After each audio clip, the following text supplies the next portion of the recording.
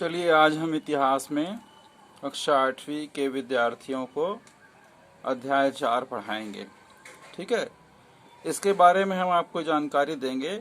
इस अध्याय का जो शीर्षक है वो है भारत का प्रथम स्वतंत्रता संग्राम।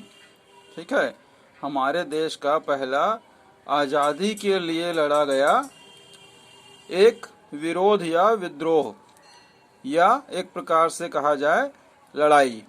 ठीक है, जैसा कि आप पिछले पाठ में पढ़े होंगे या पढ़ लीजिएगा कि ब्रिटिश शासन की नीतियों का भारतीय जनजीवन के कृषि, वन, शिक्षा, दस्तकारी, शिल्प आदि क्षेत्रों पर बहुत बुरा प्रभाव पड़ा।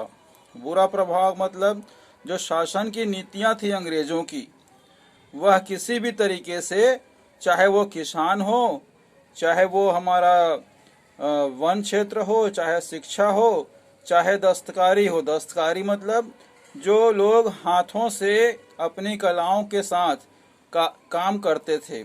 ठीक है, उसे दस्तकारी कहते हैं।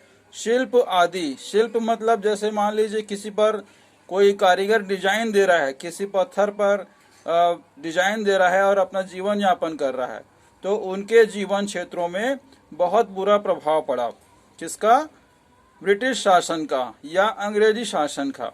ठीक है, जिसके कारण सन 1965 आप ध्यान दीजिएगा, जिसके कारण सन 1765 से 1856 के बीच, ठीक है, तारीख को याद रखेंगे, 1765 से 1856 के बीच भारत के विभिन्न भागों में अर्थात विभिन्न क्षेत्रों में बहुत से विद्रोह हुए। विद्रोह मतलब विरोध के साथ साथ हल्के फुल्के लड़ाई झगड़े। ठीक है, विद्रोह हुए। इनमें से सन्यासी, बहावी, पोलीगर, संथाल और मोपला के विद्रोह प्रमुख थे। तो ये जो विद्रोह हैं वो विद्रोह के नाम हैं। ठीक है, इन संगठनों के द्वारा या इन समाज के द्वारा या इन लोगों के द्वारा विद्रोह हुआ, वह प्रमुख विद्रोह के नाम हैं। ठीक है, ये विद्रोह असंगठित थे। असंगठित मतलब ये किसी भी प्रकार से एकजुट नहीं थे।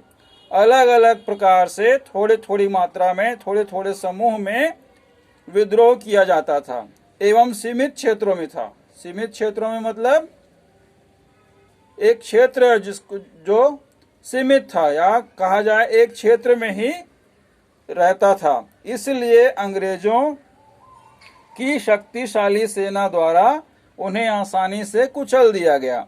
ठीक है, चूंकि यह संगठन में नहीं था, एक साथ किया हुआ नहीं था और सीमित क्षेत्र में था, इसलिए अंग्रेजी सेना जो थी उस समय शक्तिशाली थी। और उस शक्तिशाली सेना ने क्या किया? इस प्रकार के विद्रोह को आसानी से कुचल दिया, मतलब बिल्कुल सरलता से खत्म कर दिया या उसका अंत कर दिया। ठीक है, अब देखिए 1857 में जो विद्रोह हुआ, किसके लिए हुआ? भारत की आजादी के लिए। किसके लिए हुआ? देश की आजादी के लिए। वह नियोजित एवं व्यापक क्षेत्र में फैला हुआ था। नियोजित मतलब जिसकी पूर्व में ही योजना बनाई जा चुकी हो। ठीक है, और व्यापक क्षेत्र में फैला हुआ था मतलब यह बहुत बड़े क्षेत्र में फैला हुआ था। इसमें ज्यादातर भारतीय समाज के किसान, कारीगर, जमींदार एवं पुराने रजवाड़ों के नवाब आदि वर्गों के लोग शामिल हुए। ठीक है, जमींदार मतलब जिसके पास बहुत सारी अपनी जमीन हो, उस जमीन का मालिक, उसको बोलते हैं जमींदार। पुराने रजवाड़े मतलब पुराने राजा महाराजाओं के नवाब, जो अलग अलग गढ़ के रूप में अपना राज्य का शासन चलाते थे, उसे कहा गया रजवाड़ों के नवाब। आदि वर्गों के लोग शामिल हुए जो ब्रिटिश शासन की नीतियों से असंतुष्ट थे, अर्थात अंग्रेजी शासन की जो कार्य प्रणाली थी, काम करने का तरीका था, जो कानून थे, उसके प्रति ये सभी लोग क्या थे, असंतुष्ट थे, मतलब खुश नहीं थे।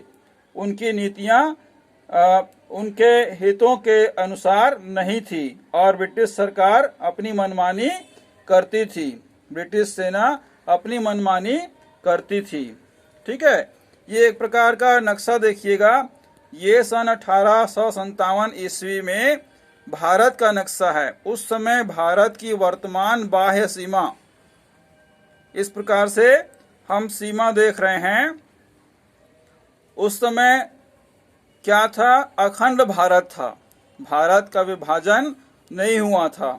ठीक है, इस प्रकार से आप देखेंगे इस नक्शे में क्या संकेत बता रहा है। देखिए, ये जो खड़ी लकीर वाला बॉक्स है वो अंग्रेजों का क्षेत्र था। ठीक है, और जो प्लेन जो व्हाइट में दिख रहा है वे हमारे देसी राज्य थे।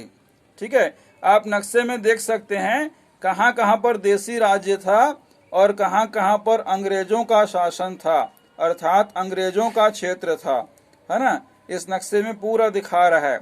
ये कब का नक्शा बता रहा है, सन 1857 का। ठीक, इसके बाद हम अगली पढ़ाई करेंगे, अगले पेज पर चलेंगे।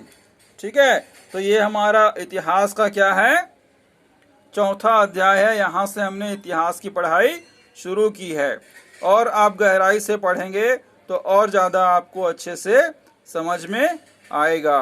तो आज के लिए इतना ही। आप सभी अपना ध्यान रखिए और स्वस्थ रहिए। आपका बहुत बहुत धन्यवाद।